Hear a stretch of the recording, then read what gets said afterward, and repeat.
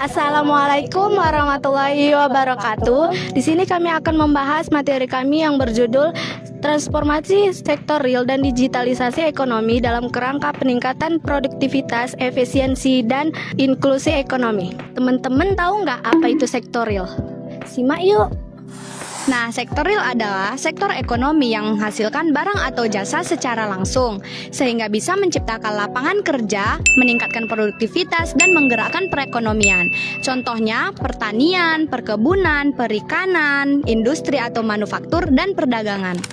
Nah, kenapa disebut sektor real? Karena sektor ini menghasilkan barang atau jasa yang benar-benar digunakan oleh masyarakat dan memberikan kontribusi langsung terhadap kegiatan ekonomi. Berbeda dengan sektor keuangan yang berfokus pada transaksi atau pengelolaan dana. Istilahnya gini, sektor real itu menghasilkan barang atau jasa seperti sawit, kopi, pabrik, dan UMKM.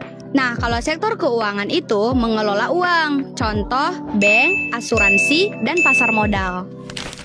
Nah, berdasarkan penelitian yang kami buat, Pulau Sumatera memiliki peran yang sangat penting dalam perekonomian Indonesia karena memiliki sumber daya alam yang melimpah, terutama pada sektor pertanian, perkebunan, dan perikanan. Beberapa komoditas unggulan di Sumatera yaitu kelapa sawit, karet, kopi, kakao, dan hasil perikanan. Komunitas-komunitas tersebut selama ini menjadi sumber pendapatan masyarakat dan memberikan kontribusi yang besar terhadap perekonomian daerah. Namun, sebagian besar hasil produksi masih dijual dalam bentuk bahan mentah, sehingga nilai jual belinya belum maksimal. Ketika harga komoditas di pasar dunia menurun, pendapatan masyarakat dan perekonomian daerah juga ikut terdampak. Penelitian ini bertujuan untuk mengetahui bagaimana pengaruh hilirisasi dan digitalisasi ekonomi terhadap peningkatan produktivitas sektor real, efisiensi operasional, serta perluasan inklusi ekonomi di Sumatera.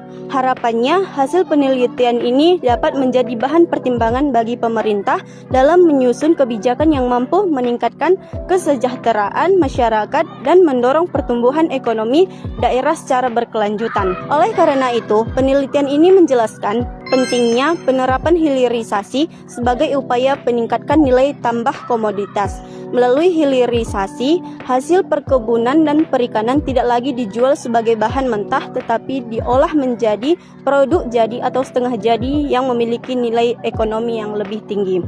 Langkah ini tidak hanya meningkatkan daya saing produk Indonesia tetapi juga membuka lapangan kerja, meningkatkan pendapatan masyarakat, serta memperkuat pertumbuhan ekonomi nasional.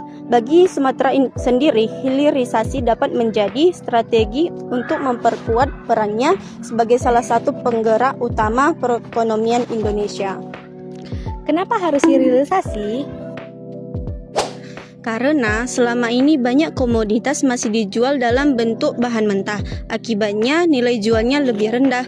Dengan hilirisasi, komoditas dapat menjadi produk jadi sehingga memiliki nilai ekonomi yang lebih tinggi dan mampu meningkatkan pendapatan masyarakat.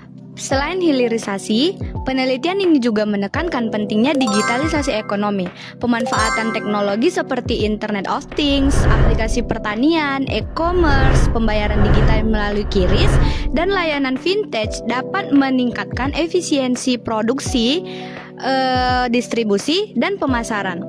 Digitalisasi juga membantu pelaku usaha, petani, dan nelayan memperoleh akses pasar yang lebih luas, mempercepat transaksi, serta mengurangi biaya operasional.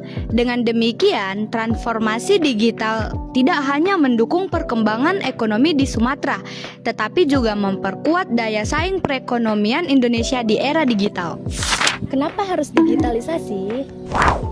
Karena digitalisasi membuat proses produksi, pemasaran, distribusi, dan pembayaran menjadi lebih cepat, efisiensi, dan mampu menjangkau pasar yang lebih luas. Selain itu, digitalisasi juga membantu petani, pelayan, dan UMKM menjadi lebih mudah memasarkan produknya. Menurut kamu, apakah digitalisasi saja sudah cukup? Menurut saya belum cukup. Digitalisasi memang membantu meningkatkan efisiensi, tetapi jika komoditas masih dijual dalam bentuk bahan mentah, nilai tambahnya tetap rendah. Karena itu, hilirisasi dan digitalisasi harus berjalan bersamaan agar lebih maksimal bagi masyarakat dan perekonomian Indonesia. Penelitian ini juga menunjukkan bahwa masih sedikit penelitian yang menggabungkan pembahasan mengenai hilirisasi, komoditas perkebunan dan perikanan dengan digitalisasi ekonomi yang berfokus pada wilayah Sumatera. Karena itu, penelitian ini diharapkan dapat memberikan gambaran mengenai bagaimana kedua strategi tersebut dapat meningkatkan produktivitas, efisiensi, pemerataan pendapatan, serta memperkuat perekonomian Indonesia melalui pengembangan potensi yang dimiliki Sumatera.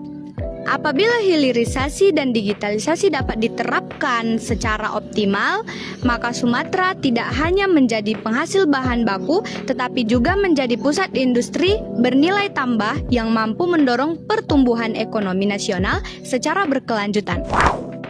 Kenapa harus memilih platform digital? Karena saat ini masih banyak petani dan nelayan yang bergantung pada tengkulak. Dengan adanya platform digital, mereka bisa menjual hasil panennya langsung ke industri atau konsumen sehingga memperoleh harga yang lebih adil dan meningkatkan kesejahteraan masyarakat. Dalam perekonomian Indonesia, sektor real ini memiliki peran yang sangat penting karena menjadi sumber utama kegiatan produksi, penyerapan tenaga kerja, serta meningkatkan pendapatan masyarakat.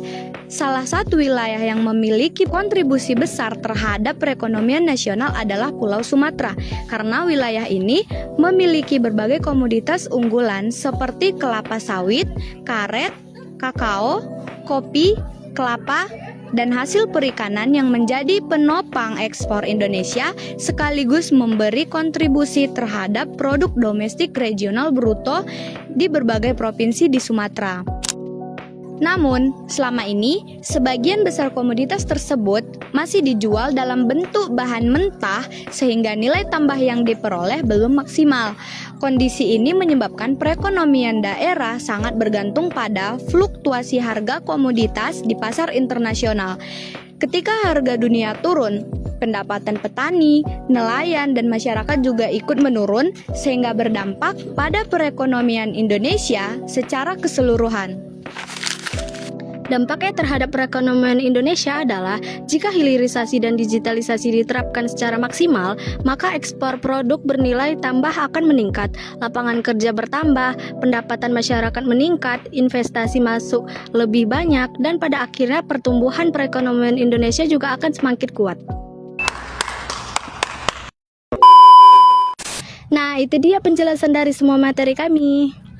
Oke. Sekian dari kelompok kami. Semoga materi kami dapat dimengerti ya. Maaf kalau materi kami kurang jelas ya guys. Wassalamualaikum warahmatullahi wabarakatuh.